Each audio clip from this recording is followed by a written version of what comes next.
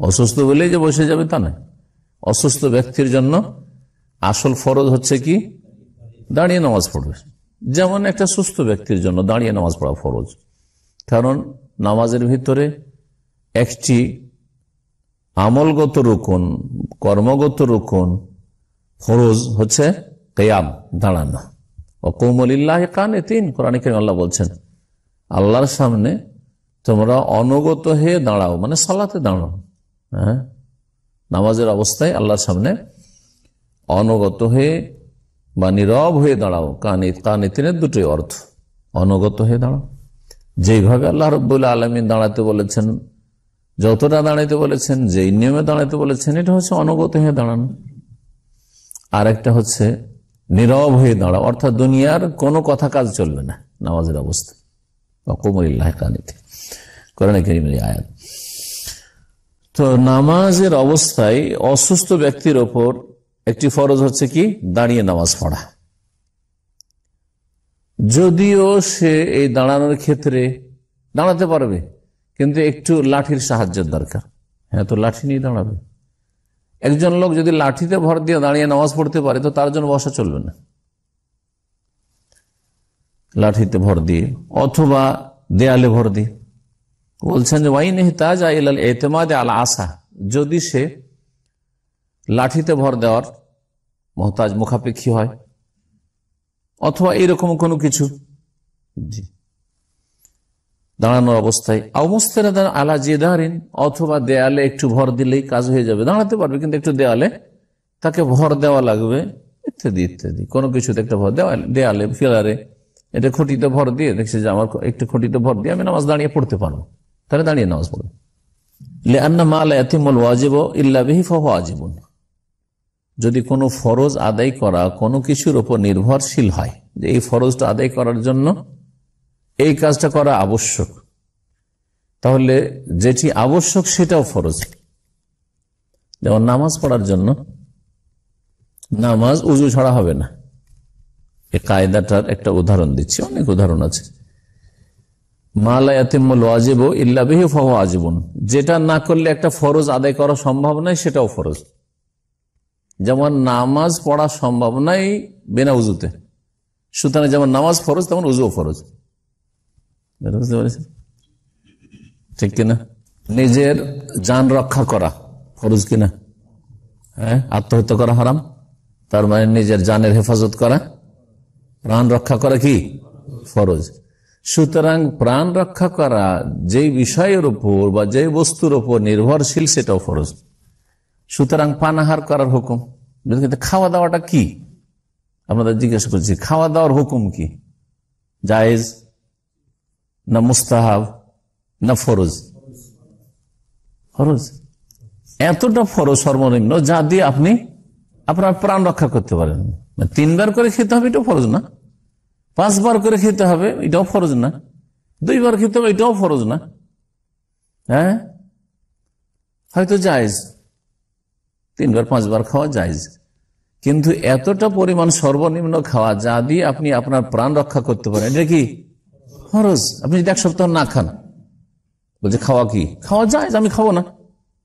আর তারপরে অবস্থা খারাপ, বিছানা ধরে নিলেন, গুনাহগার না?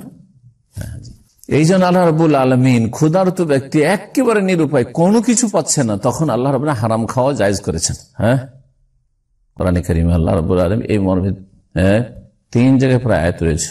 হাররামাত আলাইকুল মাইতাতু ওয়াদ-দামু ওয়া লাহমুল খিনজির, ইন্নামা হাররামা আলাইকুল মাইতাতা ওয়াদ-দামা ওয়া লাহমাল খিনজির, রক্ত, মৃত জীবজন্তু, শুকুরের গোশত ইত্যাদি এগুলো হারাম করা হয়েছে।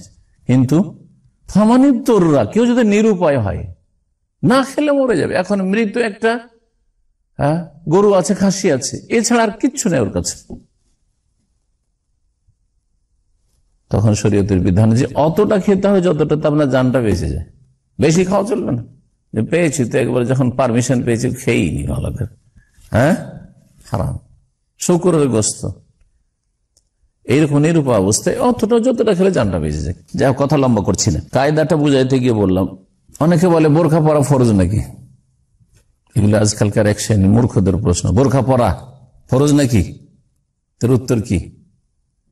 ফরজ হচ্ছে পর্দা করা, হেজাব করা কি ফরজ, হেজাব করা হচ্ছে ফরজ। এই হেজাব করার জন্য যেই কাজটা না করলে হেজাব হবে না সেটাও ফরজ। এখন যদি মাথা থেকে পা পর্যন্ত চেহারা ঢেকে পর্দা করতে হয় তো বোরখার মতো একটা লেবাস লাগবে, ঠিক আছে, না হইলে চেহারার পর্দা হবে না। যদি মনে করেন যে একটা লম্বা চাদর আমি জড়িয়ে নেব, তারপর চেহারা খোলা থাকবে, হ্যাঁ ঠিক কিনা? তাহলে বলবো যখন হেজাব করা ফরজ আর হেজাব পুরো শরীরের পর্দা পূর্ণতার সাথে বোরকা দিয়ে হইতে পারে, তখন বলবো যে বোরকা পরা তাহলে ফরজ। আমার শাড়ি তো লম্বা আর আমার মোটা কাপড়ের শাড়ি, পাতলা নয় যে শরীর দেখা যাচ্ছে, আমি মোটা শাড়িতে যদি আমি পর্দা করি, পর্দা হবে না, পর্দা হবে না। এতে হাওয়া বাতাসে কাপড় উড়ে যেতে পারে, তারপরে এদিক সেদিক খুলে যেতে পারে, মাথা থেকে কখনো অনিচ্ছাকৃত কাপড় পড়ে যেতে পারে, হতে পারে না, পারে না। সুতরাং বেগানা পুরুষের সামনে আপনার দেবর ভাসুর আর দুলাভাই অগ্নিপতি ওদের সামনে আপনার শাড়ি পরে চলাফেরা করা যাবে না, জায়েজ নয়। তো এই কায়দাটির অনেক উদাহরণ হতে পারে যে যেই ফরজ কাজটি কোন একটা কিছু না করলে আদায় করা সম্ভব নয়, তাহলে যেই কাজটি না করলে ফরজ আদায় করা সম্ভব নয় সেই কাজটিও ফরজ, ফরজটিও ফরজ, আর যার উপর ফরজটি নির্ভরশীল সেটাও ফরজ। আপনারা তো প্রবাসী, প্রবাসীদের একটা উদাহরণ দিই। বিদেশে আসা ফরজ নাকি? হ্যাঁ জায়েজ কাজ, জায়েজ। কিন্তু যদি কেউ দেখে যে আমি আমার গ্রামে বা আমার যে যোগ্যতা এই দিয়ে আমি আমার স্ত্রী আমার ছেলেমেয়ের সংসার আমি বাড়িতে থেকে গ্রামে থেকে চালাইতে পারবো না, বিদেশে গেলেই আমি কি করতে পারবো, সংসার চালাতে পারবো, সংসার চালানো তাদের ভরণ পোষণের দায়িত্ব কি ফরজ, ওই ফরজ আদায় করা সম্ভব নয় যদি আমি বিদেশে রোজগার না করি, তাহলে বিদেশে রোজগার করা ওই লোকের জন্য ফরজ, আপনাদের সবার জন্য ফরজ নেই। বুঝতে পেরেছেন? এগুলোকে ফিকহ বলা হয় বা উসুলুল ফিকহ বলা হয়। তো একটা লোক এখন এখানে কি উদাহরণ, দাঁড়ানো ফরজ, নামাজে দাঁড়ানো ফরজ, আর দাঁড়ানোর জন্য আমি দাঁড়াইতে পারবো কিন্তু একটা লাঠি না হলে আমি দাঁড়াতে পারবো না, লাঠিতে ভর দিলে আমি দাঁড়াতে পারবো, একটা আমি খুঁটিতে বা পিলারে ভর দিলে আমি দাঁড়িয়ে নামাজ পড়তে পারবো। তাহলে পিলারে ভর দেওয়া এই নামাজের অবস্থায় অথবা একটা লাঠি হাতে রাখা তখন কি হয়ে যাবে, ফরজ হয়ে যাবে। কারণ এই লাঠি হাতে না রাখলে আমি দাঁড়িয়ে থাকতে পারছি না। যদি লাঠির ব্যবস্থা থাকে, যখন লাঠিও নেই আর পিলারও নেই, কোনো জায়গায় হেলান দেওয়ার ব্যবস্থা নেই, আর এমনি আমি দাঁড়াইতে পারবো না, তখন আমার জন্য বসার পারমিশন। দ্বিতীয় যে বিষয়টি বলছেন, ফাইনাম ইয়াস্তাতিল মারিদ আল কিয়াম ফিস সালাতি, অসুস্থ ব্যক্তি যদি নামাজের ভিতরে দাঁড়াতে সক্ষম না হয়, দাঁড়াতে সক্ষম না হয় এর অর্থ কি? একেবারে দাঁড়ানো অসম্ভব না দাঁড়ানো কষ্টকর? যদি আপনাদের জিজ্ঞেস করি তো কি বলে, অসম্ভব আর কষ্টকরে পার্থক্য আছে কিনা? একটা লোকের জন্য দাঁড়িয়ে নামাজ পড়া অসম্ভব, আর একটা লোকের জন্য দাঁড়িয়ে নামাজ পড়া কষ্টকর। তো যার জন্য অসম্ভব দাঁড়িয়ে নামাজ পড়া সে তো বসে পড়বেই, কিন্তু আরেকজন লোকের জন্য অসম্ভব নয়, সম্ভব, কিন্তু দাঁড়িয়ে নামাজ পড়াটা কষ্টকর, ও কি বসে পড়তে পারবে কিনা? হ্যাঁ,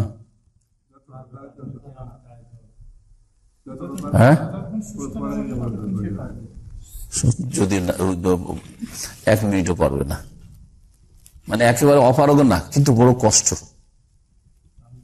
হালকা কষ্ট না, হালকা কষ্ট। একটা ক্লান্ত লোক দাঁড়িয়ে থাকতে কষ্ট লাগে, মনটা বসতে চাই, ওটা চলবে না, আমি খুব ক্লান্ত আছি আজকে বসে যাব। হ্যাঁ, শরীয়তের বিধান হচ্ছে অসম্ভব হওয়া জরুরি নয়, কষ্টকর হইলেই হলো। স্পষ্ট কষ্ট হচ্ছে আমার দাঁড়িয়ে নামাজ পড়তে, তাহলে আমার জন্য বসা জায়েজ, বসা জায়েজ। জি হ্যাঁ, বলছেন যে অসুস্থ ব্যক্তি যদি দাঁড়াতে সক্ষম না হয়, কেমন সক্ষম না হয়? বিয়ান আজেজ আনহু, সে অপারগ, একেবারে পারছেই না, হয়তো একটা অবস্থা যেটা বললাম অসম্ভব। আর একটা আউশাক্কা আলাইহি, অথবা তার জন্য কষ্টকর, দাঁড়িয়ে নামাজ পড়া বড় কষ্ট হচ্ছে। ওয়া তাহাররাজা মিন যালিকা, আর এতে সে নিজের ওপর কষ্ট অনুভব করছে, নিজের জন্য কষ্ট অনুভব করছে। যেন অনেকের ধরেন পায়ে ব্যথা, কোন রকম দাঁড়িয়েও থেকে যাবে, কিন্তু বড়ই ব্যথা পাবে, এমন ব্যথা কষ্ট যে তাতে ওর খুশুই নষ্ট হয়ে যাচ্ছে। ও ব্যথা নিয়ে পেরেছেন, ও কি আর সূরা শুনবে আর সূরা পড়বে, হ্যাঁ, কিন্তু দাঁড়িয়ে থাকতে পারবে। বোঝা গেছে কিনা?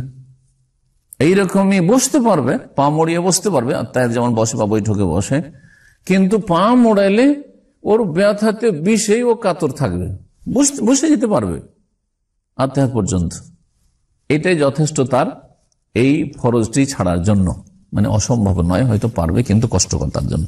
দুটো অবস্থায় আর কি, এটা হলো একটা বিষয়। আর একটা হচ্ছে যে দাঁড়িয়ে হয়তো নামাজ পড়ে নিতে পারবে, কিন্তু দাঁড়িয়ে যদি নামাজ পড়ে তাহলে তার অসুস্থতা বেড়ে যাবে, যে রোগটা আছে রোগটা কি হবে, বেড়ে যাবে। এটা তৃতীয় অবস্থা হইল। আর একটা অবস্থা হচ্ছে যে যদি দাঁড়িয়ে নামাজ পড়ে তাহলে তার যে চিকিৎসা চলছে এই চিকিৎসাতে লেট হয়ে যাবে, তার রোগের আরোগ্যে বিলম্ব হয়ে যাবে। এগুলো হচ্ছে শরীয়তের বিধান। এতগুলো ক্ষেত্রে আল্লাহ ছাড় দিয়েছে, ইন্নাম আল উসরি ইউসরা, যেখানে একটু মুশকিল কঠিন সেখানে আল্লাহ কি করেছেন, সহজ করেছেন। এই চারটি অবস্থায় ইউসাল্লি কায়েদান, বসে নামাজ পড়বে, অপারগ একবারে দাঁড়াতে পারছে না, অথবা দাঁড়িয়ে নামাজ পড়তে কষ্ট হচ্ছে, অথবা দাঁড়িয়ে নামাজ পড়লে ভয় লাগে যে আমার রোগ বেড়ে যাবে, ডাক্তার বলেছে আপনার দাঁড়ানো চলবে না, অথবা তার যে চিকিৎসা চলছে তোমার চিকিৎসাতে লেট হয়ে যাবে। জি হ্যাঁ, এই চারটি অবস্থায় ইউসাল্লি কায়েদান, বসে নামাজ পড়তে পারবেন। তারপরে আরো ক্লিয়ার করছেন, ওয়ালা ইউশতারাতু লিইবাহাতিল কউদ ফি সলাতি তাআযযুরুল কিয়াম, বসে নামাজ পড়ার বৈধতার জন্য দাঁড়ানো অসম্ভব হওয়া শর্ত না। বসে নামাজ পড়া যে জায়েজ কোন মানুষের জন্য, এর জন্য কোনো শর্ত নাই যে তার জন্য দাঁড়ানো কি অসম্ভব না, অসম্ভব নাই কিন্তু কষ্ট, অথবা আমার রোগ বেড়ে যাবে, অথবা রোগের চিকিৎসায় আমার বিলম্ব হয়ে যাবে, এসব অবস্থাতে বসে নামাজ পড়া জায়েজ। ওয়ালা ইয়াকফি লিযালিকা আদনা মাশাক্কাত, যেমন অসম্ভব হওয়া জরুরি নয় তেমনি আর একটা সাইড বলে দিচ্ছেন, দিন হচ্ছে মধ্যম পন্থা। একেবারে যখন আপনার জন্য দাঁড়ানো অসম্ভব তখন বসে নামাজ পড়তে পারবেন, বল ফতুয়া। ঠিক তেমনি কেউ যদি ফতুয়া দেয় এত ঢিলা ফতুয়া যে আপনার একটু কষ্ট লাগলে বসে যেতে পারেন, একটু কষ্ট লাগলেই বসে যেতে পারেন, চলবে। মাথার ব্যথাতে কষ্ট লাগছে, লাগে না, বসে যাবেন। হ্যাঁ, জ্বর, কিছু গায়ে জ্বর, কষ্ট লাগছে, কিন্তু এমন নয় যে আপনি থরথর করে কাঁপছেন, পড়ে যাবেন বা কিছু এরকম ভয় লাগছে না, ওইরকম কিছু না, তো বসে যাবেন না। তো বলছেন ওয়ালা ইয়াকফি লিযালিকা আদনা মাশাক্কা, আর এর জন্য অল্প কষ্ট হওয়াও যথেষ্ট নয়, যে একটু অল্প কষ্ট হচ্ছে সেজন্য পট করে বসে গেলে নামাজে, ফরজ নামাজে চলবেন। এই সমস্ত বিধানগুলি কিন্তু ফরজ নামাজের ক্ষেত্রে চলছে, সুন্নত নামাজের ক্ষেত্রে, নফল নামাজের ক্ষেত্রে, ফরজ ছাড়া যত নামাজ রয়েছে সবগুলি নামাজ দাঁড়িয়ে পড়তে পারবেন, তারপরে বসে পড়লে নামাজ হবে। এর আগে এই মাসলা নিয়ে আলোচনা হয়েছে, হবে, তবে নেকি আধা নেকি, যার বেশি নেকি দরকার নাই ও এরকম বসে বসে খোঁড়ার মতো নামাজ পড়ুক। যেমন ভারত, বাংলাদেশ, পাকিস্তানে বেদাতীদের লক্ষণ হচ্ছে নফল পড়া বসে বসে, মাগরিব পর নফল বসে পড়া, এশা পরে নফল বসে পড়া। হ্যাঁ, বোঝা গেছে না? তো ওদের বেশি নেকির প্রয়োজন নেই। নবী করিম সাল্লাল্লাহু আলাইহি সাল্লামের সাহাবীরা এই মসজিদে বসে বসে নামাজ পড়ছেন, এইরকম দৃশ্য কোনো দিন একদিনেরও ছিল না, জীবনে কোনো সাহাবীর ছিল না। তাহলে যখন ছিল না, তারা রাসূলুল্লাহ সাল্লাল্লাহু আলাইহি সাল্লামের সাথে থেকে, তাহলে এটা সুন্নাত নয় যে বসে বসে নফল পড়েন, নফল মানে বসে পড়তে হবে, এটা বেদাতি ধারণা। নফলের ক্ষেত্রে বসে পড়লে অর্ধেক নেকি পাবেন, তার মানে এই নয় যে আপনি বসে বসে পড়া শুরু করবেন, তা আপনার অনীহা, তাহলে ভক্তি নেই নেকির ওপর। টাকার ক্ষেত্রে 1000 রিয়াল বেতন, আর যদি বলে দেওয়া হয় 2000 বেতন, কফিল টফিল সব ছেড়ে দিয়ে একামা ফেলে দিয়ে দৌড় দিবে, যা কোন রকম করে বৈধ করে নেব। হ্যাঁ, নাহলে কিছুদিন থাকলে তো হলে, এখানে 1 বছর চাকরি, ওখানে 6 মাস চাকরি সমান, তো এখানে 1 বছর থেকে লাভটাই সব হিসাব করে ফেলছে, নেকি দরকার নেই। এটা বিদাতীদের লক্ষণ। যারা লম্বা তাহাজ্জুদ পড়ছেন, নবী সাল্লাল্লাহু আলাইহি ওয়াসাল্লাম তাহাজ্জুদের পরে কত তাহাজ্জুদ লম্বা পড়তেন, সূরা মুজাম্মিলে 3 রকমের তাহাজ্জুদের কথা। লম্বা তাহাজ্জুদের পরে মানুষ ক্লান্ত হয়, স্বাভাবিক, ভেতরে পড়লেন, তারপরে 2 রাকাত নামাজ বসে পড়তেন। আপনিও লম্বা তাহাজ্জুদ গুজার, আরে কমপক্ষে 1 ঘন্টা তো তাহাজ্জুদ পড়েন, 1 ঘন্টা তাহাজ্জুদ পড়েন, আর তারপরে তখন ভেতর পড়েন, ভেতরে পড়ার পরে 2 রাকাত নফল বসে বসে পড়েন, বলবো যে হ্যাঁ পড়েন। এমনি নফল বসে পড়া, আর তাও মসজিদে, আবার এটা সুন্নতের খেলাফ কাজ। এক কথায় বসে নামাজ পড়া জায়েজ, মানে এই তরিকা নেই যে তরিকা ভারত, বাংলাদেশ, পাকিস্তানের বিদাতীরা, ওদের একটা লক্ষণ হয়ে গেছে বসে নফল পড়া। অল্প কষ্ট যথেষ্ট নয় কিসের জন্য? বসে নামাজ পড়া জায়েজ করার জন্য। বালিল মুতাবার আল মাশাক্কাতু যাহিরাত, বরং স্পষ্ট কষ্ট আপনার চেহারাতে অথবা শরীরে, হ্যাঁ, অনুভূত, আপনি বুঝতে পারছেন আমার কষ্ট হচ্ছে, বুঝতে পারছেন আমার নামাজ পড়তে কি হচ্ছে, খুব কষ্ট হচ্ছে, এইরকম হইতে হবে। না হলে যেমন একটু আগে বললাম যে যারা হয়তো লম্বা জার্নি করে এসছেন, শুধু বাড়ি এসে নাই, রাস্তাতেও কি কষ্ট লাগে না দাঁড়িয়ে নামাজ পড়তে? মক্কা থেকে যখন বাসে আপনারা সারা ওই যে বিকেল 2টাতে চেপেছেন, আর ফজরেও কি সূর্য উঠার পরে এখানে নামবেন, তো যে মাগরিব এশার ফজর গুলি পড়ছেন, তখন কষ্ট লাগে না? কষ্ট তো লাগে দাঁড়িয়ে থাকতে, কিন্তু তাই বলে কি বসে নামাজ পড়া জায়েজ হবে নাকি? না, মোটেই জায়েজ নাই। 3 নম্বর মাসলা বলছেন, ফাইল্লাম ইয়াস্তাতিল মারিদুস সালাতা কায়েদান, যদি অসুস্থ ব্যক্তি বসে নামাজ পড়তে না পারে, বসেও পড়তে পারে না, বিয়ান শাক্কা আলাইহি জুলুস মাশাক্কাতান যাহিরা, বসে নামাজ পড়াও তার জন্য বড় কষ্টকর, স্পষ্টভাবে কষ্টকর। আও আজিজ আনহু, অথবা সে বসতে অপারগ, বসতেই পারে না, অক্ষম। ফাইন্না ইউসাল্লি আলা জামবি, তাহলে কি করবে? দাঁড়ানো থেকে বসাতে আসলে বসাটাও পারছে না, তখন কি করবে?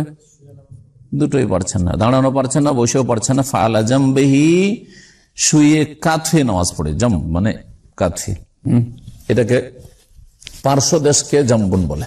জি, আল জাম্বুল আইসার বাম পার্শ্ব, আর জাম্বুল আইমান হচ্ছে ডান পার্শ্ব। তো এই পার্শ্বদেশ জমিনে রেখে কাত হয়ে নামাজ পড়বে এমন ভাবে যাতে করে কিবলা মুখে, ওয়াকুন ওয়াজহু ইলাল কিবলাতে, কিবলা মুখী হয়।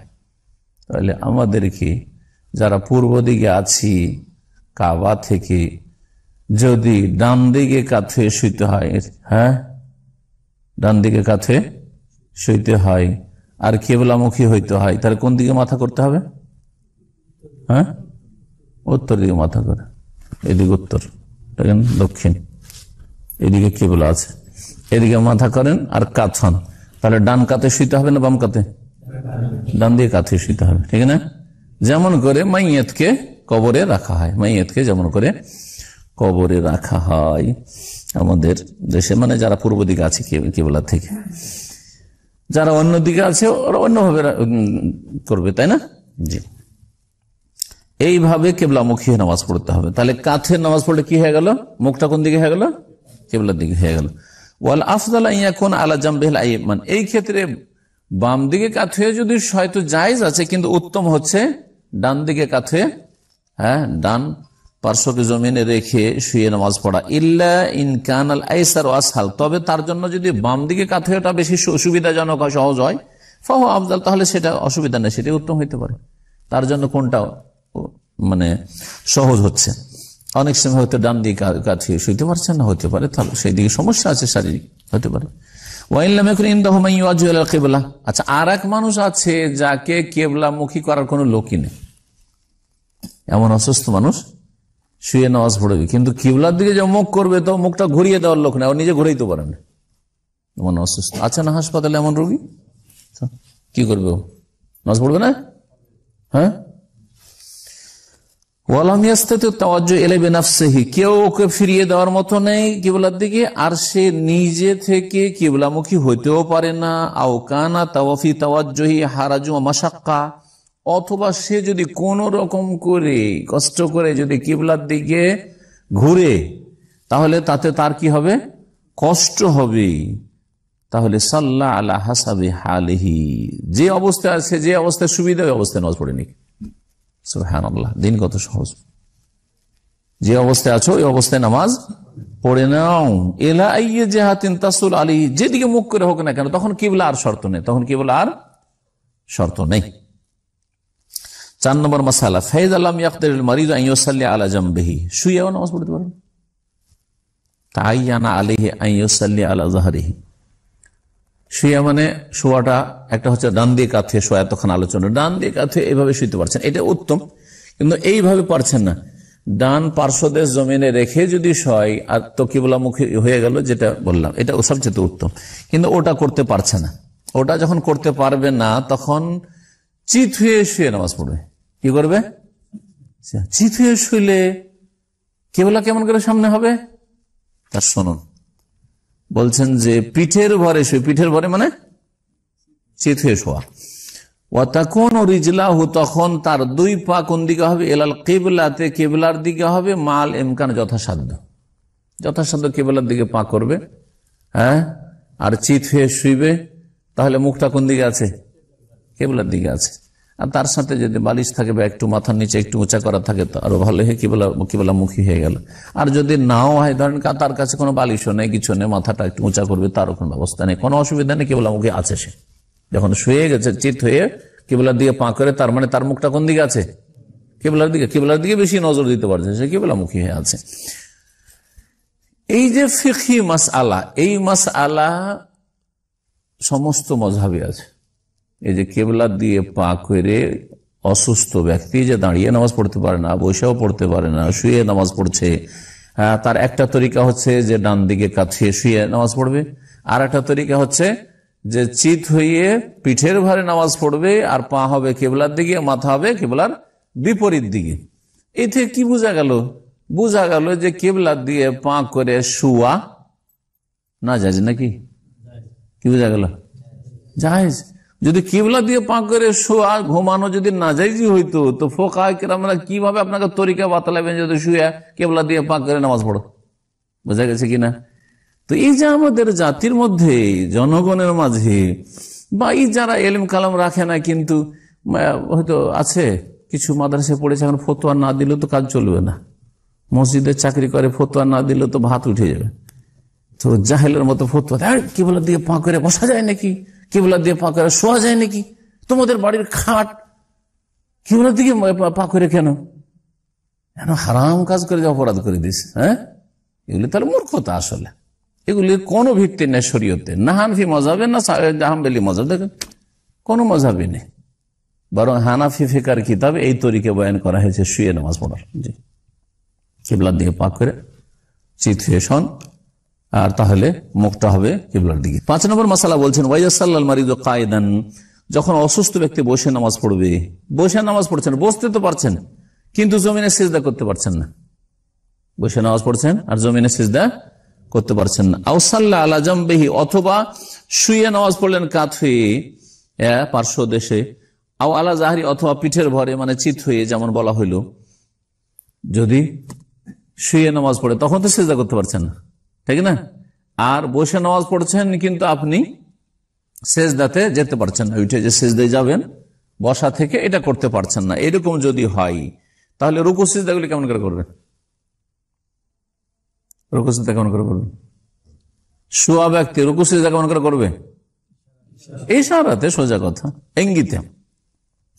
বলছেন ফাইন্নাহু ইউমি বিরাসিহিল রুকুই ওয়াস সুজুদে, এই ব্যক্তি, যেই ব্যক্তি বসে তো নামাজ পড়তে পারছে কিন্তু সিজদা করতে পারছে না, একটা লোক। আর এক লোক আছে যে শুয়ে নামাজ পড়ছে, শুয়ে নামাজ পড়ছে। শুয়ে নামাজ পড়লে তো সিজদার প্রশ্ন উঠে না, যেহেতু বসতেই পারছে না, তাহলে আর সিজদা কি করে করবে? শুয়ে আছে, এইরকম লোক ইশারাতে কি করবে? সিজদা করবে। তো কেমন করে পার্থক্য আমরা বুঝবো যে এটা হচ্ছে রুকুর ইশারা, রুকুর ইঙ্গিত, আর এটা হচ্ছে সিজদার ইঙ্গিত? রুকু আর সেজদা, সেজদাতে যেমন মাটিতে লুটিয়ে যাচ্ছি, আর রুকুতে তো মাটিতে লুটাই না। সুতরাং আমার যে ইশারাটা মাথা ঝোঁকানোটা হবে সেটা রুকুতে কম হবে আর সেজদাতে বেশি হবে। তাহলে এ হলো রুকু আর এ হলো সেজদা। এবার বোঝা গেছে? জি হ্যাঁ। আর হাতখানকে এরকম করে রেখে দিল, হ্যাঁ, চেয়ারে বসছে আজকাল বুড়োগুলো, হাতখানকে এরকম করে রেখে দিল আর বোঝাচ্ছে যে আমি রুকু করছি। না, এটা ভিত্তিহীন কথা, মন গড়া কথা এটা। তো বলছেন যে ইশারা করবে রুকুর জন্য এবং সেজদার জন্য। ওয়াজালুল ইমা আলি সুজুদে আখফাদা মিনাল ইমাই লিরুকুই, আর রুকুর জন্য যে ইশারা বা ইঙ্গিতটা করেছিল মানে ঝুঁকেছিল, সেটার চাইতে সেজদার জন্য বেশি ঝুঁকবে, বেশি ঝুঁকে ইঙ্গিত করবে, ইশারা করে বুঝাবে যে আমি এখন সেজদা আছি। ওয়াইজা সাল্লাল মারিদু জালিসান ওয়া হুয়া ইয়াস্তাতিউ সুজুদ আল আরদি। আর এক লোক বসে নামাজ পড়ছে আর সে জমিনে সেজদা করতে পারবে, বসে নামাজ পড়ছে আর জমিনে সেজদা করতে পারবে, তাহলে ঝোঁকা চলবে? তার ঝোঁকা যথেষ্ট নয়। সে মাটিতে বসে নামাজ পড়ুক আর চেয়ারে বসে নামাজ পড়ুক, এই মাসালাতে কত যে চেয়ার বাবুরা ভুল করছে আল্লাহ জানে। চেয়ারে বসে নামাজ পড়ছে, ওজোর শুধু এই যে ও দাঁড়াতে পারছে না, তাহলে দাঁড়ানোটা না হয় তার মাফ হইল, দাঁড়ানোর ক্ষেত্রে চেয়ারে বসার অনুমতি হলো, কিন্তু সেই ব্যক্তি সেজদা করতে পারবে জমিনে, সে জমিনে সেজদা না করে চেয়ারের উপরেই ঝুঁকে নিল, হবে? নামাজ হবে না। ভালো করে শুনে রাখেন, কত লোকের নামাজ এইভাবে বাতিল যাচ্ছে তাদের জেহালত অজ্ঞতার কারণে। এই জন্য চেয়ারের উপর সলাৎ বা চেয়ারে সলাতের বিধান সম্পর্কে আমার একটা আলোচনা 1.5 ঘন্টার বেশি আছে, মাঝখানে আলোচনা করেছি, যাতে করে মানুষের ভুল ভাঙে, সংশোধন হয়। এখন শুনে বলছে ওয়াইজা সাল্লাল মারিদ জালিসান, আর কোন অসুস্থ ব্যক্তি যদি বসে নামাজ পড়ে ওয়া ইয়াস্তাতিউ সুজুদ আল আরদি, কিন্তু সেই ব্যক্তি জমিনে সেজদা করতে পারে, বসে নামাজ পড়ছে, চেয়ারে হোক আর নিচে হোক, আর সেজদা সে জমিনে করতে পারবে। ওয়াজাবা আলাইহি যালিকা, তার উপর জমিনে সেজদা করা ফরজ হবে, জমিনে সেজদা করা ফরজ। ওয়ালা ইয়াকফিহিল ইমা, তার জন্য ইঙ্গিত করা আর মাথা ঝুঁকানো যথেষ্ট নয়, একেবারে হবে না। ও দলিল আলা জাওয়াজ সালাতিল মারিদ আলা হাযিহিল কাইফিয়াল মুফাসসাল, এই যে বিস্তারিত অসুস্থ ব্যক্তি নামাজের পদ্ধতি বলা হইল, এটার বৈধতার দলিল কি? দলিল সহিহ বুখারীতে রয়েছে এবং সুনানের কিতাবাদিতে রয়েছে, আবু দাউদ, বুখারী, মুসলিম, আবু দাউদ, নাসাঈ, তিরমিজি, ইবনে মাজাহ ইত্যাদিতে। ইমরান বিন হোসেন রাদিয়াল্লাহু তাআলা আনহু থেকে বর্ণিত, কাল, তিনি বলছেন, কানাত বি বাওয়াসির, আমাকে অর্শ রোগ ছিল, যে অর্শ রোগকে আরবিতে বাওয়াসির বলা হয় আর ইংরেজিতে পাইলস বলা হয়। জি, ফাসালতু নবী সাল্লাল্লাহু আলাইহি ওয়াসাল্লাম, এই অর্শ রোগের কারণে ওনার নামাজ দাঁড়িয়ে পড়তে কষ্ট হইতো অথবা আর কিছুতে কষ্ট হইতো, তখন বলে যে আমি যে এরকম অসুস্থ অবস্থায় আমি কেমন করে নামাজ পড়বো? নবী করিম সাল্লাল্লাহু আলাইহি ওয়াসাল্লাম 3 রকম অবস্থাটা বর্ণনা করে দিলেন। বলে সাল্লি কাইমান, তুমি দাঁড়িয়ে নামাজ পড়ো। আসল হচ্ছে কি করতে হবে? পারলে দাঁড়িয়ে নামাজ পড়তে হয়, ফরজ নামাজ। ফাইনলাম তাস্তাতে, যদি না পারো, ফাসাল্লে কায়েদান, তাহলে বসে নামাজ পড়ো। ফাইনলাম তাস্তাতে, সেটাও যদি না পারো, ফাআলা জামবেকা, তাহলে তোমার পার্শ্ব দেশে নামাজ পড়ো, মানে ডান দিকে বা কাঁথে নামাজ পড়ো। জাদান নাসে, ইমাম নাসে বলছেন, ফাইনলাম তাস্তাতে, যদি এটা না পারো, মানে পার্শ্ব দেশে, সাইডে, এরকম কাঁথে নামাজ পড়তেও পারে না, কাঁথ হইতে পারে না কেউ, অনেকে চিত হয়ে আছে শুধু, তাহলে ফামুস্তালকিয়ান, তাহলে পিঠের ভরে মানে চিথে নামাজ পড়ো। জি। 6 নম্বর, ফাইনলাম ইয়াতামাক্কান মিনাল ইমাই বির রাস ফাইন্নাহু ইস্তাহদিরু আফআলাস সালাতি বিকলবিহি। আর এক লোক আছে, তার অবস্থা আরো খারাপ, সে মাথা ঝুঁকাইতে পারে না, রুকু সেজদা মাথা ঝুঁকাইতে হবে কিনা, আর রুকুর চাইতে সেজদাতে বেশি ঝুঁকাইতে হবে, তাই না? ও ঝুঁকতেই পারে না, কোন রকম বসতে পারছে হয়তো, কিন্তু ঝুঁকতে পারছে না। অথবা শুয়ে নামাজ পড়ে, শুয়ে নামাজ পড়ার লোককেও তো রুকু সেজদাতে কি করতে, মাথা ঝুঁকাইতে হবে, ঝুঁকতেই পারছে না সে। মানে যার মেরুদণ্ড ভেঙে গেছে, দুর্ঘটনাতে যাদের মেরুদণ্ড ভেঙে যায়, সারা জীবনটা এইভাবে লম্বা যে অবস্থায় সব কথা বলতে পারবে, কিন্তু নড়তে চড়তে পারবে না, একটু নড়তে পারবে না। আল্লাহ যেন আপনাদের সবারই হেফাজত করেন, আল্লাহ আমাদের হেফাজত। যদি মাথা দ্বারা ইশারা না করতে পারে, মানে ঝুঁকতে না পারে, কোনো ইশারা ইঙ্গিত করতে পারছে না, তাহলে আবার কি করে রুকু সিজদাগুলি করবে?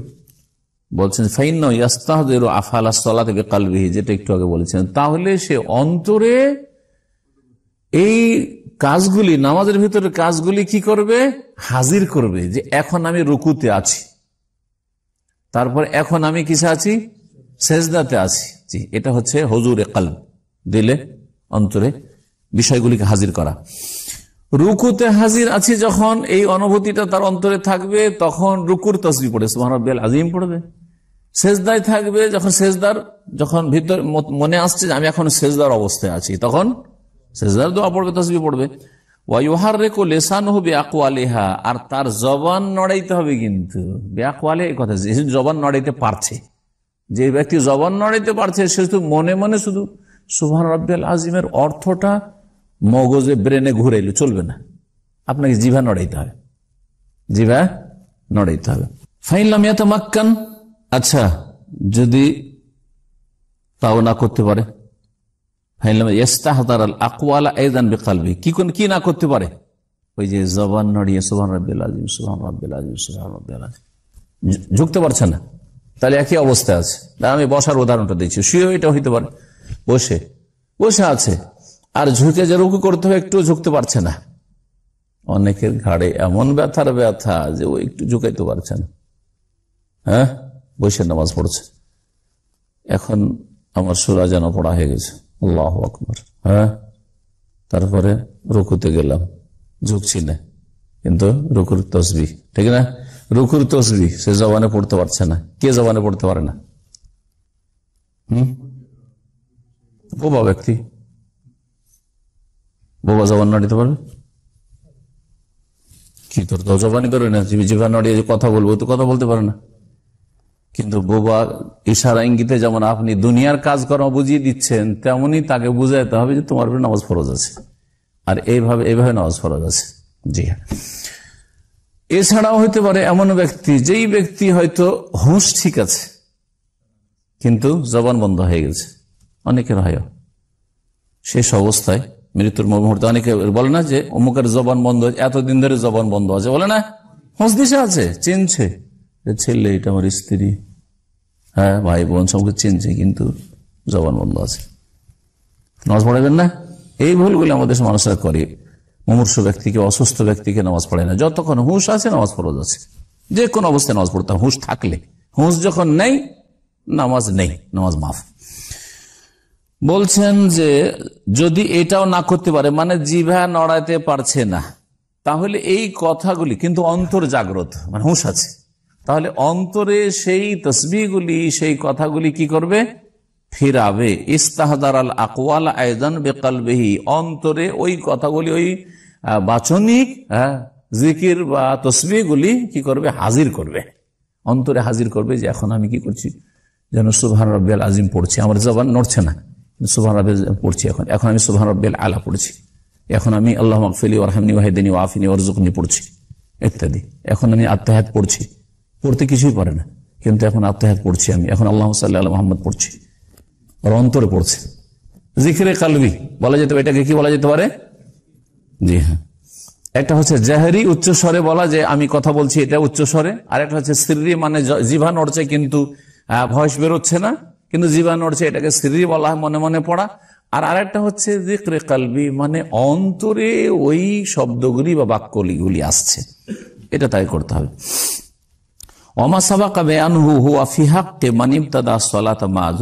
আচ্ছা, এই যতগুলি আলোচনা হইল, এগুলি ওই নামাজি, অসুস্থ নামাজের ক্ষেত্রে, যেই ব্যক্তি নামাজ শুরু করে তখনই সে মাজুর ছিল, অসুস্থ ছিল, অসুস্থ থাকা অবস্থায় কি করেছে, নামাজ শুরু করেছে।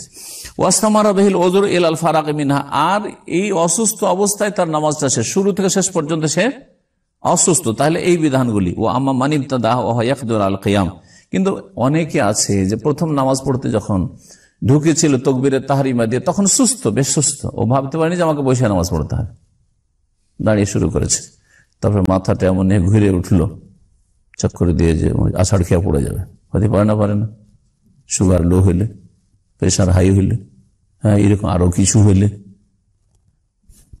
কারণ হইতে পারে। তো বলছেন যে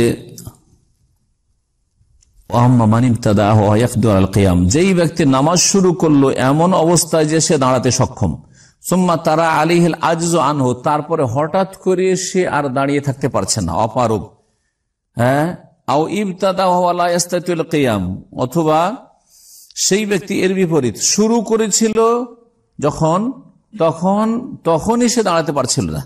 সুম্মা কাদারা আলিহি ফি আসনাইহা, একটা হলো কি, যখন শুরু করে তখন দাঁড়াতে সক্ষম ছিল, পারত, তারপরে কিছুক্ষণ পরে আর দাঁড়িয়ে থাকতে পারছে না, এটা একটা অবস্থা। আর একটা অবস্থা বলছেন, যখন শুরু করেছিল তখনই দাঁড়াতে পারছিল না, শুরু করেছিল তখন দাঁড়াতে পারছিল না, তাহলে কি করেছে, বসে নামাজ। সুম্মা কাদার আলিফ আসনাইহা, তারপরে নামাজ পড়তে পড়তে এখন দেখছি যে আমি তো খুব সুস্থ, দাঁড়াতে পারবো, আমার মাথা চক্কর দিচ্ছিল বা আমি দাঁড়াতে পারবো না, পড়ে যাবো ভাবছিলাম, আমার কিচ্ছু লাগে না, তাহলে এখন সক্ষম, সে হঠাৎ করে পরিবর্তন হতে পারে এরকম ক্ষেত্রে।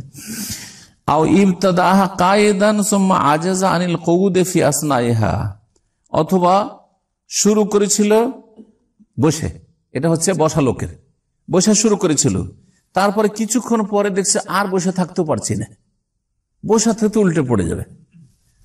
আও ইবতাদাহা আলা জামবিন, অথবা শুরু করেছিল শুয়ে, সুম্মা কাদা আল কৌদ, তারপরে দেখলো যে আমার শরীরটা তো ভালো লাগছে, কেন শুয়ে শুয়ে নামাজ পড়ে, আমি বসে নামাজ পড়তে পারবো, বসতে পারছে। এইরকম যদি হয়, মানে অবস্থার পরিবর্তন ঘটে, ফাইন্নাহু ফি তিলকাল আহওয়াল ইয়ান্তাকিলু ইলাল হালাতিল মুনাসাবাতি লাহু শারআন ওয়া উজুবান আলাইহি, তাহলে সে যেমন যেমন তার স্বাস্থ্যের পরিবর্তন ঘটছে, তেমনি সে নিজেকে নামাজের ভিতরে পরিবর্তন করতে পারবে, যেটা অবস্থা তার জন্য উপযুক্ত হয়। কথা ক্লিয়ার? কিন্তু আপনি ভালো অবস্থায় ছিলেন, খারাপ হয়ে গেলেন, তাহলে আপনি নামতে পারবেন, এখন দাঁড়ানো থেকে বসতে পারবেন, বসা থেকে শুয়ে যেতে পারবেন, ঠিক না? এর বিপরীত, খুব খারাপ অবস্থায় নামাজ শুরু করেছিলেন, হ্যাঁ, শুয়ে নামাজ শুরু করেছিলেন, এখন আপনি বেশ সুস্থ, এখন দেখছেন বসে থাকতে পারবো, তাহলে বসে যাবেন, এখন আরো শুয়ে শুয়ে পুরো নামাজ, যখন শুরু করেছে শুয়ে তো শুয়ে পড়ে নি, চলবে না, হ্যাঁ। অথবা বসে শুরু করেছেন, এখন আমি দাঁড়াতে পারবো, তাহলে এটা চলবে না। যখন শুরুটা করিয়ে দিচ্ছি বসে, তাহলে পুরোটা বসেই পড়ি, তাও চলবে না। জি হ্যাঁ, সুবহানাল্লাহ। কোরআনে কারীমের এই হচ্ছে নীতিমালা, সূরা তাগাবুন আয়াত নম্বর 16 বলছেন যে উপযুক্ত অবস্থার দিকে চলে যাবে সে শরীয়তের বিধানে, শারআন, আর এটা তার জন্য কোনো মুস্তাহাব নয়, ওজুবান আলাইহি, এটা ফরজ, যে আপনি এখন আর বসার লোক না, বসেছিলেন এতক্ষণ ওজরে, এখন আপনি দাঁড়াতে পারছেন, দাঁড়িয়ে যান, জরুরি। লিকাউলিহি তাআলা, কারণ মহান আল্লাহর বাণী, ফাত্তাকুল্লাহ মাস্তাতাতুম, তোমরা যথাসাধ্য আল্লাহকে কি করো, যথাসাধ্য, আপনার সাধ্যে আছে দাঁড়িয়ে পড়তে পারবেন। এখন 2 রাকাত বসে পড়েছেন, তারপরে আপনি সুস্থ, তাহলে বাকি 2 রাকাত আপনার সাধ্যে আছে দাঁড়ানো, দাঁড়াইতে হবে। জি, শুয়ে নামাজ পড়ছিলেন, এখন মনে করছেন যে আমি সুস্থ, ভালো লাগছে, আমি কেন শুয়ে নামাজ পড়বো, উঠে যান, বসে নামাজ পড়তে শুরু করেন, ওই অবস্থাতে নামাজ ভাঙতে হবে। জি, এটা তো আয়াত আর হাদিস রয়েছে নবী করিম সাল্লাল্লাহু আলাইহি ওয়া সাল্লাম, আমারতুকুম বিআমরিন ফাতু মিনহু মাস্তাতাতুম, তোমাদেরকে কোনো যদি আদেশ করি তাহলে সেটা যথাসাধ্য পালন করো। ফায়ান্তাকিরু ইলাল কিয়ামি মান কাদা আলাইহি, সুতরাং দাঁড়ানোর দিকে চলে আসবে যেই ব্যক্তি দাঁড়াতে সক্ষম। ওয়ায়ান্তাকিরু ইলাল জুলুসি, আর বসে যাবে যেই ব্যক্তি দাঁড়া থেকে অক্ষম হয়ে গেল, দাঁড়িয়ে ছিল আর দাঁড়িয়ে থাকতে পারছে না, তাহলে বসে যাবে। যে ব্যক্তি বসে ছিল, বলছে আমি তো এখন সুস্থ, তাহলে দাঁড়িয়ে যাবে। ফি আসনাই সলাতে, নামাজের অবস্থায়, নামাজের অবস্থাতেই। তারপরে মাসালা বলছেন, ওয়াইন কাদার আল কিয়ামি ওয়াল কুউদি ওয়া লাম ইয়াকদির আল রুকু ওয়াস সুজুদি, আর এক লোক আছে যেই ব্যক্তি দাঁড়াতে পারছে, বসতে পারছে, দাঁড়াতে পারছে, বসতে পারছে, তাহলে দাঁড়িয়ে নামাজ পড়বে, ঠিক কিনা?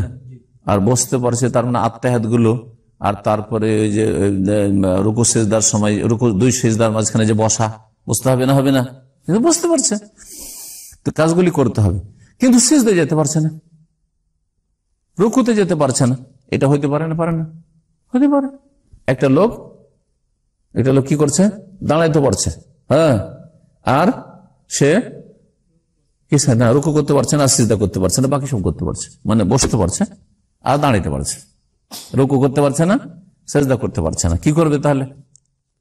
জি বলছেন যে যেই ব্যক্তি যেটা করতে পারছে না, সেটা তার জন্য ছাড় আছে, তখন কি করবে? রুকু আর সিজদাগুলি ইশারাতে করে নেবে। হ্যাঁ, বলছেন যে যেই ব্যক্তি দাঁড়াতে আর বসতে সক্ষম, ওয়ালাম ইয়াকদির আর রুকু ওয়াস সুজুদ, কিন্তু রুকু সিজদা করতে পারছে না, ফাইন্নাহু ইউমি বিরাসি বিরুকু কায়মান, রুকুর জন্য ইশারা করবে, হ্যাঁ, দাঁড়ানো অবস্থায়, আর সিজদার জন্য ইশারা করবে বসা অবস্থায়। কেমন বুঝেন ভালো করে? দাঁড়িয়ে নামাজ পড়ছেন, দাঁড়াইতে আপনি পারছেন, হ্যাঁ, আর বসতেও পারছেন, রুকুতে যেতে পারছেন না, তখন রুকুর কাজটা কখন সারবেন? বসে যাওয়ার পরে ঝুঁকবেন না, বসে গিয়ে ঝুঁকলে হবে না, দাঁড়ানো অবস্থায় ঝুঁকতে তো পারছেন না, না রুকু করতে পারছেন না পুরা, কিন্তু একটু ঝুঁকতে পারছেন, তাহলে ঝুঁকে শুধু, হ্যাঁ, যতটা ঝুঁকতে পারেন ঝুঁকে আপনি কি করে নেবেন? দাঁড়ানো অবস্থায় ঝুঁকাটা করতে হবে রুকুর কাজটাকে। আচ্ছা, বসতে পারছেন আপনি, কিন্তু সেজদা করতে পারছেন না, তাহলে বসে বসে যে ঝুঁকাটা হবে সেটা কিসের ঝুঁকা? সেজদার ঝুঁকা। দাঁড়াইতে পারছেন সেই জন্য রুকুর ঝুঁকাটা দাঁড়ানো অবস্থায় হইতে হবে, আর বসতে পারছেন সেই জন্য সেজদার ঝুঁকাটা বসার অবস্থায় হইতে হবে। আর সেজদার জন্য ইশারা করে বসা অবস্থা, যাতে করে যথাসাধ্য দুটো ইশারার মাঝে পার্থক্য হয়ে যায়, যে এটা হচ্ছে আমার ঝোঁকাটা বা ইশারাটা কিসের? রুকুর ঝোঁকা, রুকুর ইশারা, আর এটা হচ্ছে সেজদার ইশারা। এই ছিল অসুস্থ ব্যক্তির নামাজের বিস্তারিত আলোচনা। আল্লাহ রাব্বুল আলামিন আমাদেরকে নেক আমলে তৌফিক দান করেন এবং কোরআন সুন্নাহ মোতাবেক জীবনযাপনে তৌফিক দান করেন। ও সাল্লাল্লাহু ওয়া সাল্লাম আলা নবিয়িনা মুহাম্মদ ওয়া আলা আলিহি ওয়া সাহবিহি আজমাইন।